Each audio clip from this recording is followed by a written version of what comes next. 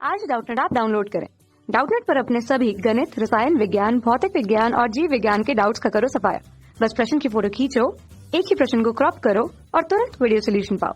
अभी डाउनलोड करें। नमस्कार दोस्तों, दिया गया प्रश्न है किसी द्रव से भरे एक बीकर के तल पर एक छोटा सिक्का रखा गया है, चित्र में अनुसार जैसे चित्र में दिया गया है ये।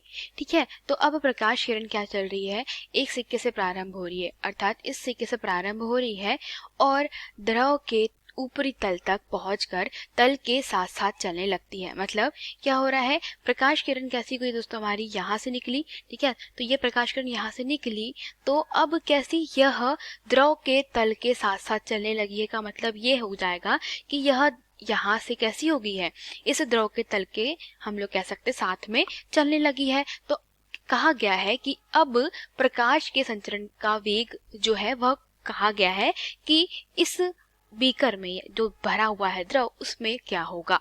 मतलब कि हमें सीधी सीधी बात बोले, इस बीकर में भरे हुए द्रव के भीतर प्रकाश किस वेग से चल रहा है ये पता लगाना है। तो प्रश्न के अनुसार अगर हमारे पास में क्या हो रहा है दोस्तों, यहाँ से आने वाली प्रकाश किरण इसके अभिलंब पर कुछ इस प्रकार से आपतित हो रही है, इस कोण से आपतित हो रही है कि ये कैसी हो गई है, इस तल द्रव के तल के कैसी होगी, अनुदिश हो गई है। तो हम लोग यहाँ पे कह सकते हैं कि अवश्य ही यह कोण क्या होगा, क्रांति कोण होगा। साथ ही हम लोग जानते हैं कि जब किसी भी माध्यम में हमें प्रकाश का वेग निकालना होता है तो उसके लिए सूत्र क्या होता है, म्यू बराबरी से c के बटे में v, जहाँ c क्या है, माध्यम किसी प्रकाश का वेग वायु या निर्वात में, और उसके बटे में क्या होता है, माध्यम में प्रकाश का वेग, अर्थात इन दोनों के अनुपात को ही क्या कहते हैं, माध्यम का अपवर्तनांक होता है। यह सूत्र हमें पता है। तो इसके लिए हम लोग क्या करेंगे, सबसे पहले हमें म्यू का मान ज्ञात करना होगा, और जैसे ही म्यू का मान ज्ञात कर लेंगे हमें क्या पता चल जाएगा,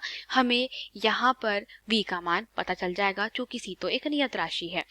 ठीक है, तो अब यहाँ से हमें म्यू का मान ज्ञात करने से पहले क्या करना होगा, यहाँ पर थीटा सी का मान ज्ञात करना पड़ेगा। ठीक है, तो थीटा सी का मान ज्ञात क्यों कर रहे हैं, थीटा सी का मान ज्ञात कर रहे हैं क्योंकि हम लोग जानते हैं कि क्रांति कोण और अपवर्तनांक में भी क्या होता है, एक संबंध होता है। तो इस प्रकार से हम लोग हल करेंगे। तो आइए इसको हल करते हैं।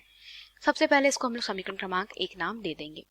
अब बात करते हैं दोस्तों उपरोक्त चित्र की। तो उस चित्र को हम लोग कुछ इस प्रकार से भी बना सकते हैं। हमारे पास में यह जो वैल्यू दी गई है वो कितनी दी गई है, वह दी है 3 सेंटीमीटर। तो इसको लिख देते हैं हम लोग कितनी, 3 सेंटीमीटर।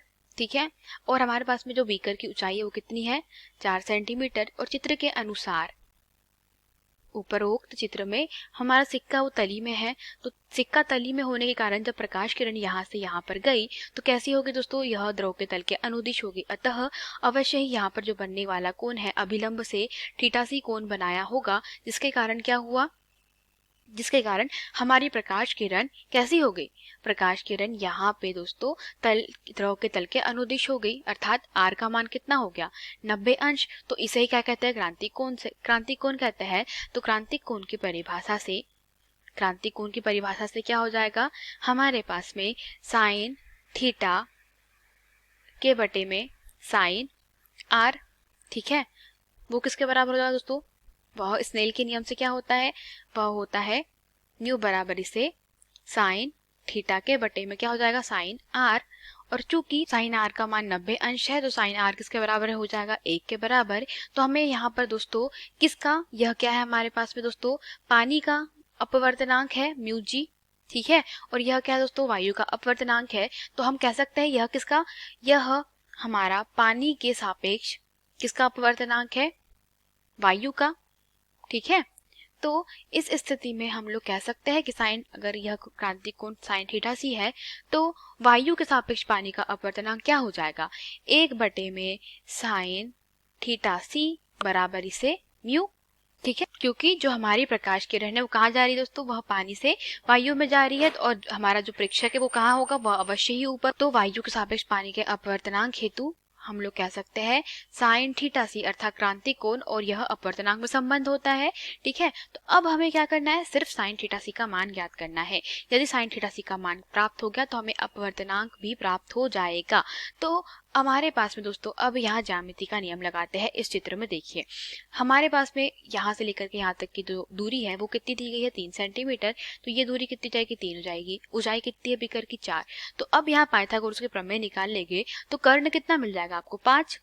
3 का वर्ग धन 4 का वर्ग, करनी में कितना मिल जाएगा, 5 के बराबर। ठीक है, तो यहाँ से आपको क्या मिल गया, आपको कर्ण का मान मिल गया। अगर इसको नाम दे देते हैं ए, इसको बोलते हैं बी और इसको बोलते हैं सी। तो हमें क्या करना है, इस थीटा का मान ज्ञात करना है जो कि हमारा क्रांतिक कोण थीटा सी है। ठीक है, तो बस हमें साइन थीटा सी का मान ज्ञात करना है। तो यहाँ पर दोस्तों लंब के बटे में कर्ण, लंब क्या है हमारा, हमारे पास में थीटा के सामने वाली भुजा क्या होती है, लंब होती है। तो थीटा के सामने भुजा कौन सी है, 3। और कर्ण क्या है हमारे पास में, ए बी। तो 5 हो जाएगा, 3 के बटे में 5 हमें मिल गया। ठीक है, तो 3 के बटे में 5 हमारे पास में साइन थीटा सी का मान मिल गया है। तो आप इसको क्या लिख सकते हैं, समीकरण क्रमांक, अगर आप इसको क्या नाम दे दे 2, तो समीकरण क्रमांक 2 से आप लिख सकते हैं, समीकरण 2 से म्यू का मान ज्ञात कर लिया। क्या हो जाएगा, वह हो जाएगा 1 के बटे में साइन थीटा सी जो 3 बटे में 5 के बराबर है, या आप लिख सकते हैं म्यू बराबर इसे 5 के बटे में 3। ठीक है, तो आपको यहाँ से क्या मिल जाएगा दोस्तों, यहाँ से आपको अपवर्तनांक म्यू का मान मिल गया है।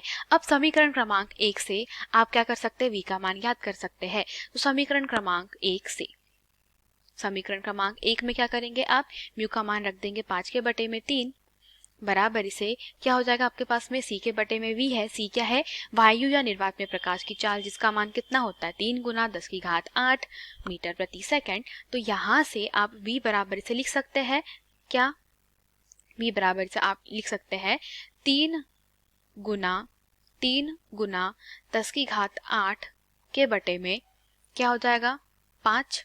ठीक है, तो आप जब इसको हल करेंगे तो आपको जो वैल्यू प्राप्त होगी दोस्तों वो किसके बराबर प्राप्त होगी, 1.8 गुना 10 की घात 8 मीटर प्रति सेकंड के बराबर।